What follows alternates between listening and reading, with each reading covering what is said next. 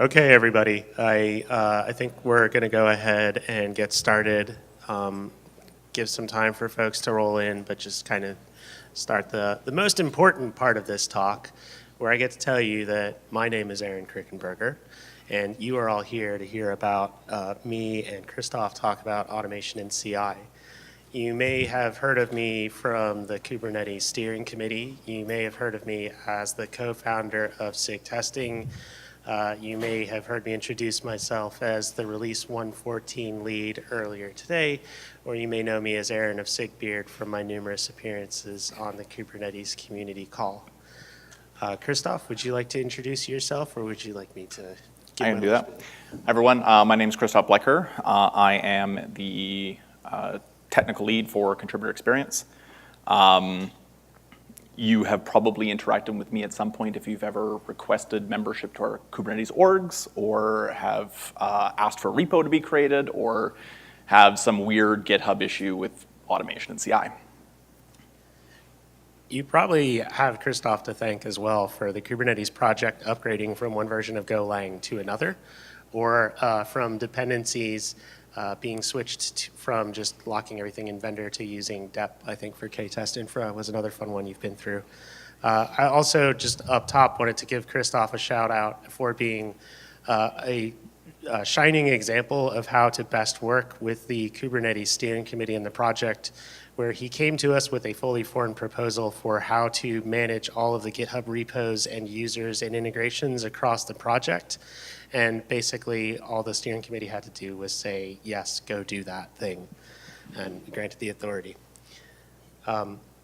So this is kind of what my view of the Kubernetes project has been like over the past couple of years. We have opened the floodgates to just a lot more contributors than I thought was strictly possible. And so we've encountered a lot of challenges in adapting to the needs of all of these various contributors. We today manage 147 repos, like Tim Allclair was saying earlier today, close to 150. 64 of those are in the Kubernetes org. 35 are in the Kubernetes SIGs org, which we created just this year. 17 in the Kubernetes incubator org, and then about 30 others in 2 other orgs for Kubernetes clients and the Kubernetes CSI integration. That's a lot of repos. That's a lot of different projects and a lot of people trying to contribute to projects in different ways. And so rather than try and figure out what the best message is to spread across all of those people, I thought like maybe it's better to just kind of do this talk live. I'd like for this to be a very interactive session where we try and address the needs of the people who are motivated enough to show up today. Maybe you have some very specific questions and we can give you some very specific answers. We also have a number of things that we can share with you with regard to stuff we think we're proud of or what our roadmap is for the coming year. So yeah, I want to welcome you to our talk where the topics are made up and the points don't matter. Just a couple ideas to seed the conversation. Maybe you're here because you have no idea what you're doing on this project. Maybe this is your first KubeCon ever. Or maybe even though you've been on the project for a couple months or years, you still feel like you have no idea what's going on in this project and you want to better understand where you can go to find out about more useful stuff, how you can get more things done, how do you keep up with all of this noise. It could be that you're actually like super senior and you know exactly what you're doing, you just want help solving for X. Or maybe you're really motivated and have some ideas on how the automation and CI for this project could be improved and you want to talk about roadmap. Or maybe you want to hear what our roadmap is for automation in the project. Maybe you want to talk about FetaBot. The contributor survey that was sent out a couple months ago had some specific questions around what automation you liked best and what automation you liked least, or areas of the project you thought could be improved. And FetaBot was by far the most polarizing answer. We had an exact 50-50 split between people who really liked it and really disliked it. BetaBot, for those of you who haven't had the pleasure of interacting with what is definitely a robot and not a human being, is the account that's responsible for flagging issues as stale if they haven't been touched in over 90 days. It's the bot that's responsible for closing issues if they haven't been touched in over 150 days. It's also the bot that's responsible for automatically spamming retest comments on your PR if it doesn't seem to be passing tests for whatever reason, but it has passed code review. Finally, maybe you kind of feel like the Kubernetes project is like playing a game of Where's Waldo or Where's Wally if you're from the UK. And you're trying to figure out where you can find just the test results or artifacts that you need to debug your particular problem, or maybe you're interested in helping out with a specific issue or feature, and you want to figure out where best to make that happen or where you can go to find out more. Or you could listen to me stand up here and try to describe to you how all of our test infrastructure is wired together. There's a lot of it. It's very loosely coupled. It's evolved organically, but it has served the project very well. So with that, I'll hand over to Cristoph to talk about the actual suggestions we have.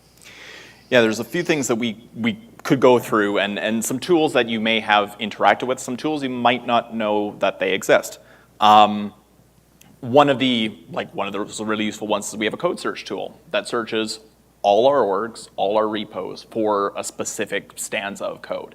If you know like the function that you're trying to find but don't know where exactly to find it, very useful tool. We also have a number of tools around flake hunting and visualizing test failures, things like Velodrome and Kubernetes. We have automation and processes around a lot of our GitHub management, as I mentioned earlier. Things like requesting membership to an org, that invite actually going out, managing and pruning people from the org. All of that kind of stuff is handled through automation. There isn't a human that's doing that right now anymore. We also have tools to, like our PR dashboards, that help contributors manage the flood of notifications from a repo, especially like Kubernetes, that can get overwhelming.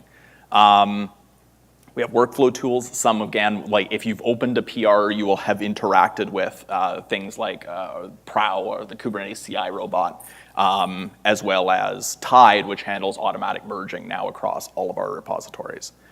Yeah, so there's things that we can go through. I don't know if anybody has any like particular desires or suggestions. Otherwise, we can just start. Pick one. So yeah, Sadav's got the... I had a heavy lunch, guys, so make me walk here.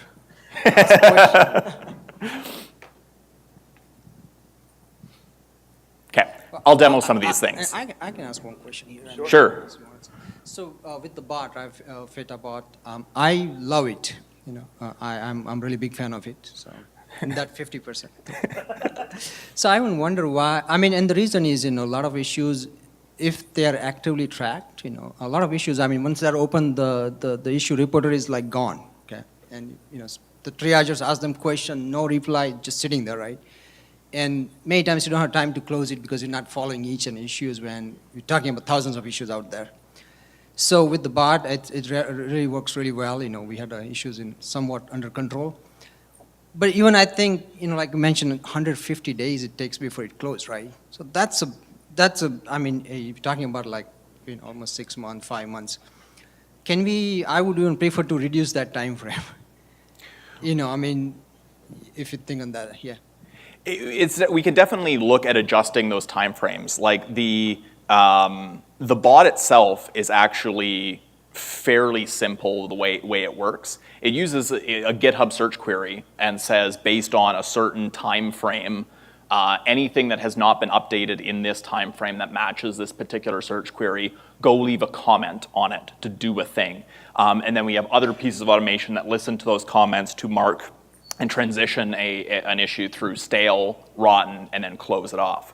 The reason we have the time frames that we've selected right now are based around pinging authors, pinging assignees, and say like, hey, if this is actually still real, if you actually still need this issue, if people are looking at it, please mark it as fresh because there's been no action. And right now, the time frame that we've chosen is a quarter, so a release. That like, hey, if an issue has not been touched at all during the course of a release, that somebody should comment and say that this is still needed. But all those time frames are adjustable because right now the source that we're looking at is just a GitHub search query that we can adjust the time frame on that. Just another follow-up question. So once, if somebody put a comment there, do we start like from all over again with that, or it still counts the page? Yeah. The timer starts from, like, there's different timers for each stage. So if a particular issue is still kind of in the fresh state, like it doesn't have a life cycle label at all, then yes, a single comment will restart the timer at the 90 days for that particular stage. If somebody leaves a comment but leaves it still marked as stale, like they comment to say like, hey, is somebody working on this? It'll still be marked as stale, but it resets the stale timer, which is another 30 days from that point. So it does that particular stage, but there is, in the comment that FetaBot leaves, it says like, hey, if this is actually still needed, please say this in a comment so that our bots can react and go like, no, this is actually still completely fresh, reset it for another quarter. Thanks. How often is the code search refreshed and re-indexed? It's on a regular basis. I'm not sure exactly what it is. I believe it actually says somewhere like when it was last updated and when it was last pulled. It runs in App Engine, and it's fairly it's fairly frequent that it updates. I think it updates on a cron. Internet is awesome. But that tool in particular, we have Dims to thank. He kind of designed and was originally hosting that on his own, but then very quickly realized it's very expensive to run and re-index our code bases. But internet fun times. Can I grab that thing real quick? Thank you. So this was the graph I was trying to find. So this is DevStats, a project developed by the CNCF that shows all of the open issues and PRs that were opened up against the Kubernetes repository. Can you guess when we turned on FetaBot to close issues that were older than 150 days, right? This is our challenge. Like, we kind of needed to stop the bleeding. I am aware there are people out there who are really frustrated that their particular issue isn't getting any attention. But for those of us who are trying to identify what's the most important thing to be working on right now, if that line had continued going up and to the right at the rate at which it was, there's no way we would be able to find anything. Like, this maybe points to GitHub not being the best project management tool for a project of this scale. But we have found that prudent and judicious use of effective labels have helped us somewhat.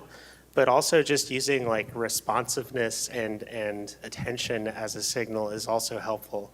So like one of the complaints I often hear with FetaBot is, guys, I'm really sick of like the bot flags my issue as stale because nothing's happened in 90 days. And then I remove the stale label because I still care about this issue. And then 90 days later, the bot adds the stale label back. And I'm really annoyed by this, so I remove it again. And then 90 days later, I'm like, whoa, hang on. Like, maybe the problem is that for 270 days, nothing has happened on this issue. Would you like to help out with this issue? Could you maybe help us understand why this issue is more important than the thousands of other issues that we have on the project? I know that's not like a great, it's a difficult problem to solve. But ultimately, I think it's a problem of finding the most efficient way for our contributors to find the right things to work on. It's not necessarily the bot's fault that we don't have enough people working on your particular problem right now. So I mean, for real, we could stand up here and ramble all day, but I do wonder if anybody here has any specific questions. All is fair game. Josh. Okay. I'd like to get started with hacking on Prow, but I haven't figured out a safe way to test it. You haven't figured out a safe way to test To test that my changes are actually working the way that I want them to work, because obviously I don't want to run them against Kubernetes, if it turns out I made an algorithmic mistake. Boy, that's a really great question. So I can tell you the way that SIG testing deals with this today, and the answer is not very well. We also kind of like to do it live. Wait, where's that slide at? Let me use that again. This is 100% how test infrastructure often works. It was a somewhat cavalier attitude that frightened the crap out of me at my early involvement on this project. But I've come to realize there's really no better proxy for how this project, the traffic for this project is not something you can really fake. Thousands of contributors, thousands of PRs and issues. There's really no better way to understand how you're going to operate than by just kind of going forward in production. And so we are generally very diligent and prudent about evaluating the risk of what we roll out. We never roll anything out at midnight. We always try to do it kind of during the day. We often find that when we are testing things related to a new way of running a job or a new way of running a certain set of tests, that instead of making this change for each of the 600 to 700 jobs that are responsible for spinning up Kubernetes clusters and testing them, that we instead have a canary job or two that we make these changes to first and verify that the canary jobs kind of look appropriate. So we can do this for things like bumping the version of the container that is used to run the end-to-end tests, or changing the testing libraries that we use to actually stand up the clusters, things of that nature. We do actually kind of lack the concept of a staging prow cluster. So when we deploy prow changes, we do it live. We actually historically kind of did it on Friday afternoon. Yeah, you can also thank FetaBot for that, for real. We eventually evolved from a human named Eric Feta having the tendency to deploy Prow on Friday afternoon whenever he was on call, to creating a Prow plugin that would automatically open up a pull request every day in the morning so that we can check that pull request, see what has changed in the test infrastructure, and decide if it is prudent for us to deploy that day. So I think it's a great example of finding something that a human was doing and automating the problem away, but still making sure that there's a human component of review involved. I don't know if Cristoph has any opinions on how we roll that sort of stuff. When we deal with things like making changes to live GitHub issues, GitHub PRs, and we do have things in Prow around, there's a dry run client and a fake client, where we try to basically guess at how, based off the API specs, what GitHub is going to return us and how we're going to interact with it. So there is a bunch of unit testing around those kind of things with our a fake client as well as a dry run client that will actually interact with GitHub, but will only do gets, will not do anything mutating. So for certain actions, we can at least get a feel of how GitHub is going to react. That said, in practice, there are a number of things that we still haven't figured out and still haven't solved. At the rate of webhooks that we end up receiving, and how dependent we are on GitHub sending us details on when a PR was updated, when an issue was updated, and what has changed on that PR or issue. Yeah, we get issues where webhooks will just completely go missing, and we will not, a certain comment action or a certain push action will just not appear to us. Or we'll get issues where the API says we should have a certain response back, but actually we'll get a slightly different response back from the V3 API. So a lot of it ends up coming down to trial and error and seeing what works at this particular scale, because we're receiving every second we're receiving so many events from GitHub and trying to ingest them into Prow to take some action. Is this software that runs TestGrid itself part of the community? Sorry? TestGrid itself. Yes. So TestGrid itself is one of the tools that we have. This is actually one of the few that I believe is not open source. There's still some tie-ins with Google infrastructure that this particular tool is not in test infra. The vast majority of what we do and what we run is in test infra, but test grid itself is not. The configuration for it is. So being able to sort out and display different tests from, we run like a number of different types of jobs. We run pre-submits that run on every single PR before the PR is merged. We have post-submit jobs that run against the branch after a PR is merged to do an action or to run a test immediately after that action's being taken. We have periodic jobs, CI jobs, that run on a regular schedule to maintain a certain CI signal. So all those different types in here are sorted primarily by SIG, but also we have like some provider-specific ones to provide signal on different types of things. These are used both by the SIGs to identify when they have issues. They're used very heavily by the release team to provide signal before, during, and after a release on how the release is doing, if it's stable, and when anytime they're looking at cutting a particular release, cutting a particular branch, they go back to this and they use this as their main indicator of, is this release healthy, or are we going to have some issues with it? It also really, this tool is really helpful for identifying flakes, because you can see PRs, you can see tests and specific jobs over time. And do they take longer? Like these time series that Aaron's bringing up, you can see how long a job is being taken, and you can see outliers that if there's, so yeah, the graph button, you can do test duration minutes, and that works for anything that's in here. It'll record that indicator, and so you can see when tests fast fail. Like you can see a particular job took a dip. That's because something very early on, like a cluster up, failed in that job. So we fast failed out of that job and it stopped running really quickly. Yeah, there's a lot of interesting details that you can kind of pull out of some of these. And we run so many different test suites. We run upgrades, we run downgrades, we run, there's jobs in here to check out specific cloud providers. We have jobs in here, the automation that we have around org memberships.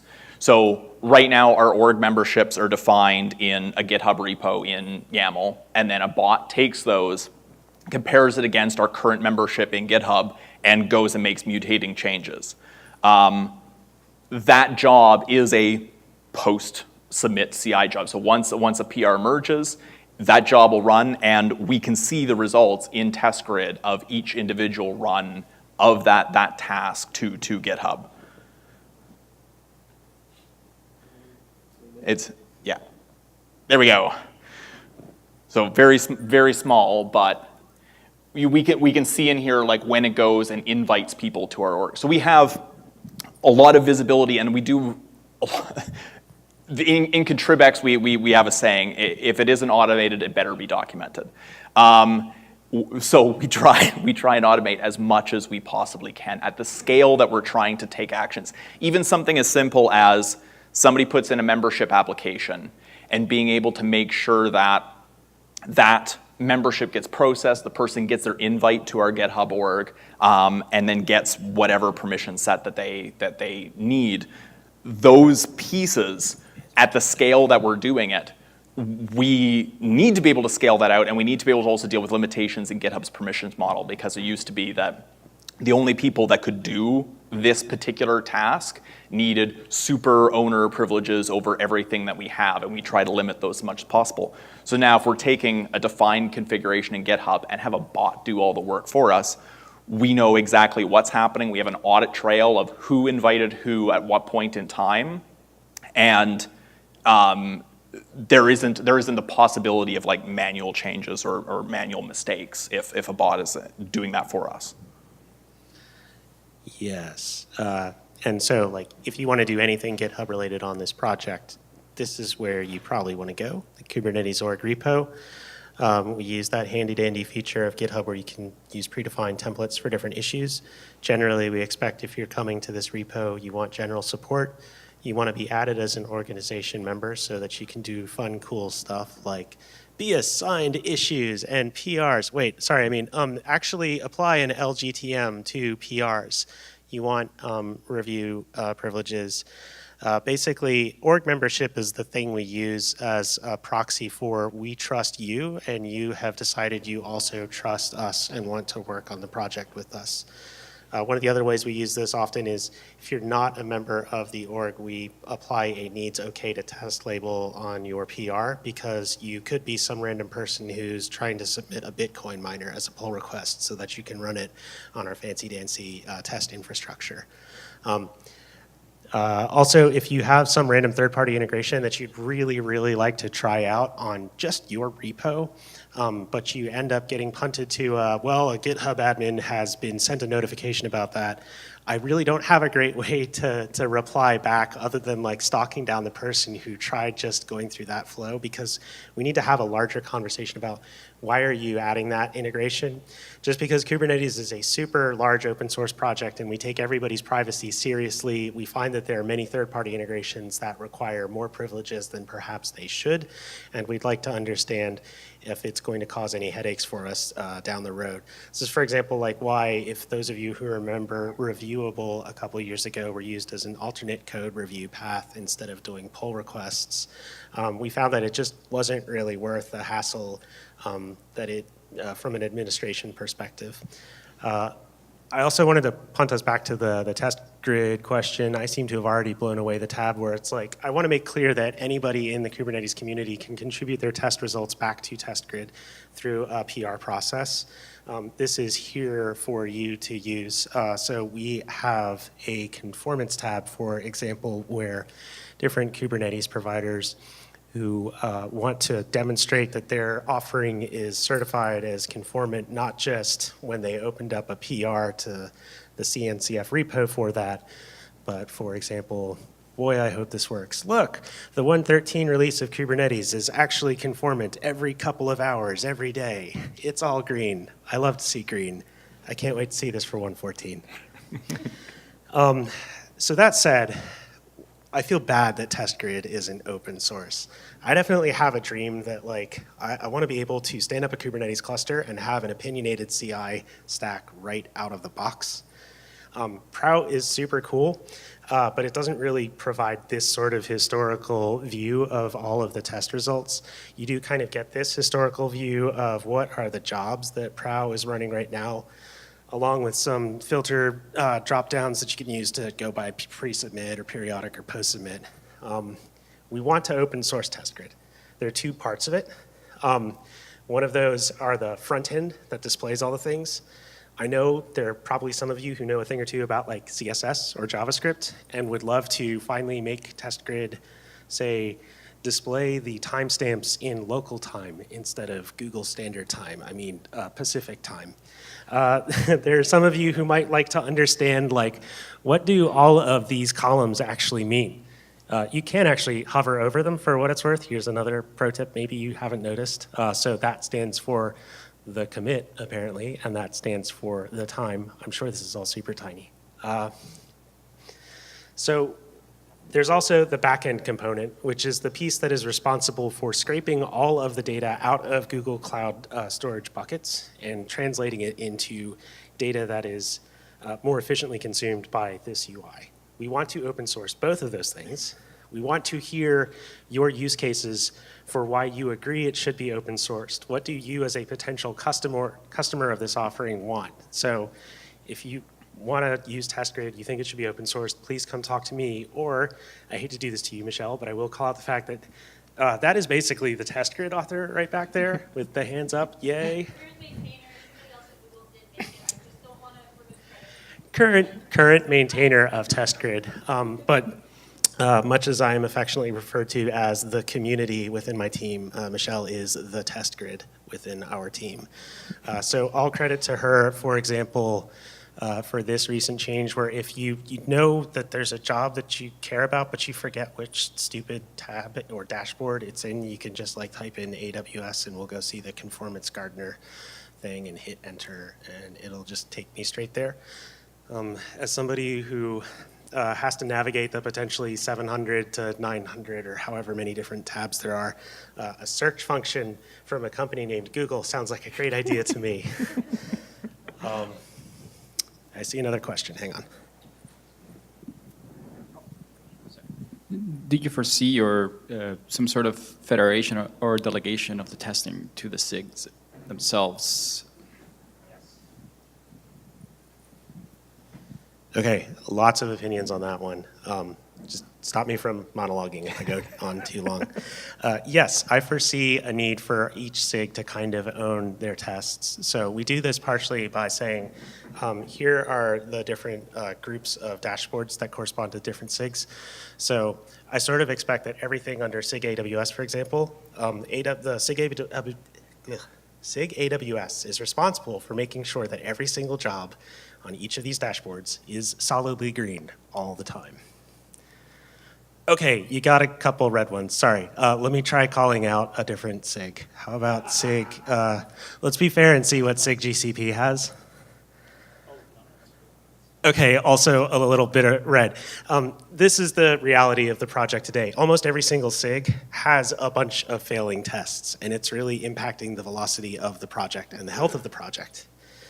I would like to help SIGs change this. So one way is for them to have people within the SIG who are regularly dedicated to like pruning and grooming these dashboards to make sure that they know what's on their dashboard and what they like. SIG network, their dashboard's a little bit nicer. And one reason for that is they use this awesome feature of test grid, which I won't click through, but you can basically PR something into the test grid config that allows you to hook up an email address to your dashboard tab so that if your test fails more than n times in a row, it sends out an email. And SIG storage and SIG networking both are SIGs that I am aware of that actually have that send to a Google group that they have an on-call person responsible for triaging. So as long as you actually have your tests green to begin with, you can then have somebody make sure that they stay green. That's one way of doing it. You also said the magic word federation, which I just want to hammer on the point that test grid gets all of its data by reading from Google Cloud buckets. Doesn't really matter how it got into those buckets in the first place. So while I love Prow, and I think it's awesome, and we run tens of thousands of jobs a day through Prow, we also support reading results that are put in there by like Travis CI or Circle CI or, if you are so inclined, Jenkins. And as long as that bucket is publicly readable, we will read the data out of that and consume it. So this is like how the conformance stuff works, for example, though I'm not sure they actually have any data in here. We do read from buckets that DigitalOcean and Baidu can populate to prove that their offerings are conformant. So this is one way that we can encourage federation of periodic and post-submit results. Then the other question becomes pre-submit results. Generally, if you're running your own project, we trust you to take care of what's important to you from a pre-submit perspective. So like the cluster provider AWS project, like I'm sure they got their own pre-submits that they care about, or maybe the customized project. I start to get a lot more finicky about what it means to, like what the requirements are to have a pre-submit when it comes to blocking the Kubernetes repository or an actual release. That's where we've tried to put together a set of documented policies and requirements for what it means to be release blocking, and I anticipate we will do something similar for merge blocking. So here, if your job meets these criteria, we think it's good enough to be in the release blocking dashboard. There are similar criteria that I think we tribally have in mind for pre-submits. Like if your PR test takes longer than an hour to run, we're not gonna accept it. Ideally, like maybe 30 minutes tops. Because if you think about it, if we had like a serial queue of merging in PRs and it took like an hour for each of those PRs to have all of its tests run, then that means theoretically we can only merge in 24 PRs a day. That's not the reality of the situation. We actually test multiple PRs in batches to improve that velocity, but really we'd like to reduce the duration it takes to run tests. And there are ways that we can, and have in other repos, and are going to be trying to tackle this as much as we can for Kubernetes, where you can take different pieces and split them up into separate tests, which has the benefit of, number one, they can run in parallel. As when we start testing on a particular commit, all the tests will start as soon as there are CI resources available to run those tests. The other advantage is, as far as dealing with flakes is concerned, if a particular test is flaking for some particular reason, you can retest in Prow that specific test as opposed to running one large CI job that, okay, it failed in this run due to a flake, okay, I'm going to hit retest and it's going to take another hour and 20 minutes for that particular job to run. The more we can kind of split those pieces up, the better experience that contributors will have. Like if retesting from a flake ends up taking you 15 minutes as opposed to taking an hour, that makes a really big difference as far as the impact those flakes have on the PR authors. So just what I clicked through here was an example of a Prow job configuration file. You may have actually written this. I forget who wrote what, but this is an example of a job that basically involves running this container name. Like, this should look an awful lot like a pod spec to those of you who have worked with pod YAML day in and day out. Here's the image we want to run, and here's the command we want to run inside of that image. Here's some information about the repo you're going to clone in order to run this job, and then here's a bunch of stuff that we want to use to understand when and how to schedule the job. We use these labels things to like automatically pre-populate in service accounts or credentials to stand up a cluster in AWS, for example. This job is just a YAML file, and it's just inside of a repo. And it's inside of a directory that's named after the repo that it works against, and it has an owner's file. And that owner's file has these people listed as approvers. So if you want to add a job to the Cluster API Provider AWS repo in Kubernetes SIGs, you don't have to talk to anybody from SIG testing at all. You can talk to Justin Tiberius or Chuck Ha or David Watson, right? This is a way where we sort of federate out the authority over who owns what within the project, and here's how we signify that a certain SIG owns the jobs that test their particular repo. We have a similar pattern for the jobs that run against Kubernetes, where we have directories named after each of the different SIGs. So SIG network, for example, has a bunch of different files that are named after. There's no real consistent naming scheme, but like here are jobs that stand up tests related to ingress, for example. And we need things like this because there's no way that SIG testing as a group can go and be like, okay, you are the managers of all CI and all tests, and that because we need help from the SIGs to be able to not only design the tests that are running, design the jobs, but respond to them when they fail and fix them. There's a lot of the framework and a lot of the groundwork has been done by SIG testing, but it's ultimately the responsibility of all the SIGs to have a high quality release. And testing is the key to making sure and being confident in the quality of the releases that we put out. Since we are getting close to time, we have about 8 minutes left, if there are any burning questions. But one thing I wanted to make sure I showed people, because I often feel like people aren't aware this stuff exists. This is the PR dashboard as offered by Kubernetes.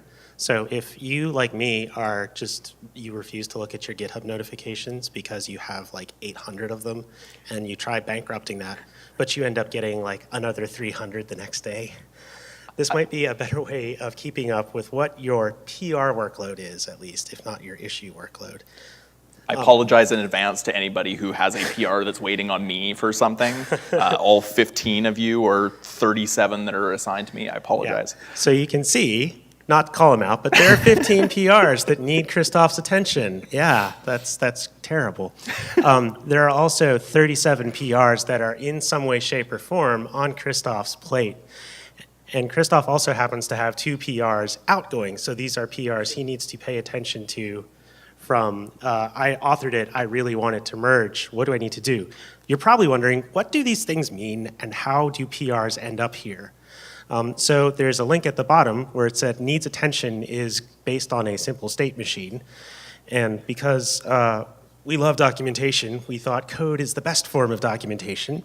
And so you can see we link directly to the state machine code itself. And essentially, we try and say if there's a PR out there and it's assigned or review is requested of you, and then one of these things happens, either a comment applies to it or somebody labels it as LGTM, it's going to go back to you. We could probably stand to document this better. We could also probably stand to maybe have this based on GitHub queries that are specific to certain repos or something. We've taken a stab at this, but not quite as thoroughly with the PR dashboard from Prow. So since we now live in a world where Prow and Tide are responsible for the testing and merging of every single PR across all 147 of our repos, you might have questions about what it takes for your PR to merge in a given repo. And this dashboard uses a GitHub query. So for example, we're looking at all PRs that are open that Cristoph wrote, but we could, I'll just call myself out here. We could also see what it looks like for all PRs that I wrote. And apparently I need to work on like passing tests. I also have a bunch of labels on this PR. One of them is good because it's a required label. One of them is bad because it shouldn't be there. So I need to find some way to get rid of the work in progress label on my PR, which I can do because I have titled this PR as work in progress. I don't want somebody to accidentally merge it. If I were to remove this WIP text from the PR title, that label would go away. So we feel like this is a more granular view of what it takes for your outgoing PRs, for example. But I have found that the Kubernetes dashboard is by far a far more useful way of keeping up with like your workload. So if you work on this project and you have to deal with a lot of PRs day in and day out and you've never seen this, I would highly encourage you to give it a shot. It's also a good way to just kind of stock other people's workloads. So maybe you're waiting on Daniel Smith, also known as Lava Lamp. Don't do that. Find somebody else. Which is just another thing, I've said it a ton in other forums, like come talk to people on Slack, because generally GitHub is not going to notify them, and maybe even assigning stuff to them on GitHub won't notify them. If it's really urgent, they're a human being. Let's have a conversation as human beings. And it just comes down to the scale of what we're dealing with. Like when we're talking about 147 repos, including the core Kubernetes repo that currently has nearly 2,200 open issues and nearly 1,000 open pull requests, that is way too much information for anybody to digest. And even like the people who are very involved, like people who are top level approvers, people who are involved in SIG architecture, people who are, have some sort of role in the community, they're really busy people. Also, very friendly, which is why I would second what Aaron said around going and talking to people, going and like, hey, if I'm not getting a response on GitHub, ping somebody on Slack, ping somebody in an email, be polite, but like ping people because there's so much going on at any one point in time. Okay, one last shiny thing I wanted to make sure I showed people because I'm not sure how many people are aware we have this. This is our dashboard that is based on BigQuery metrics that are run against a publicly accessible BigQuery data set. So if you know what BigQuery is or you know how to use it, you can absolutely query the same set of data that we are to produce maybe a better dashboard for you. This dashboard, I want to point out this table right here where we show the flakiest PR jobs for the past week. So for example, right now, unfortunately, the COPS AWS job has been the job that's failed or flaked the most this week. A flake is something that passes or fails, but the commit hasn't changed. You've just run the same test. This is a great place where if you have time and you want to help improve the health of the community and you want to figure out what is the most important test for me to fix right now, like what is the test that is impacting people the most? Turns out it's this integration test called test terminal pod eviction. If you could fix that, you would make life really great for a lot of people. This is also a dashboard. Josh Burkus will personally send you a gift if you fix test terminal pod eviction. You've heard it here first. It's also a dashboard I can use to, at some point, I will start coming after people whose jobs have been running continuously for over 400 days and continue to fail every single day. I don't think anybody's paying attention to these. I don't think we should be spending money generating these results. Finally, if you feel like your PR is running into a lot of flakes or things seem flakier lately, we have this graph that just shows how many times, as a percentage, how many times has a given PR job on Kubernetes failed versus passed. So we can see here, for example, that the Kubernetes E2E GCE job had kind of a bad day right close to the end of November. And I've used it in the past. For example, here, the integration test job was awful around October. And then shortly thereafter, we started having a problem with the COPS AWS job. So this is just a good way to confirm your intuition that, yes, this problem isn't just affecting me. It is actually happening a little more elsewhere. And if you want to find out how to improve this situation, now that you know what is flaking, come to another talk that is happening sometime during this Contributor Summit, where I will explain how you can hunt these down and fix them. I think we're at time, so I'll just throw up this one. This is where you can find us. I'm always around watching SIG-Contrib-X in Slack, our mailing list. We have issues open in K-Community if you want to help out with improving the experience of contributors, not only to the Kubernetes core repo, but across our entire organization. Cool. Thanks, everybody, for showing up. Really appreciate you coming here. Also, shout outs to the AV guy for making sure, as I was ducking and standing, that we kept in focus. I really appreciate that. But for real, that all these talks are actually recorded, and you can see this online after the fact. So maybe I can remember what I just rambled about for 40 minutes straight. Thanks. Thank you.